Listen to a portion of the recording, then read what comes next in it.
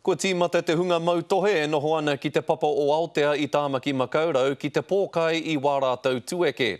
Ko te whakatau a te kōti, ki te upoko māro tonu tā rātou noho whakatā ute ki konei i tēnei ahi tonu nei, ka hāmenehia rātou mo te noho poka noa ki runga i ngā whenua o te kaunihera o Tāmaki Makaurau. As easy as back in my mother and father's days when you could just walk into a job and get a job. I wish it was like that today. If they could change anything for me, that would be a good thing because I could go in and just say, yeah, I know how to do it and then get the job and show them what I can do.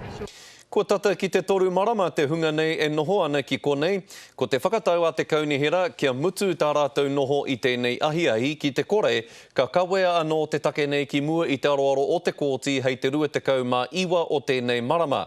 Hei reira rawa whai mana i ngā pirihimana ki te mauhere i a rātou. He ai ki ngā kōrero o te wā ka hūnuku atu te rōpū whakatā ute nei ki te paparehia o Victoria i nai nei, noho whakatumatuma tonu mai ai.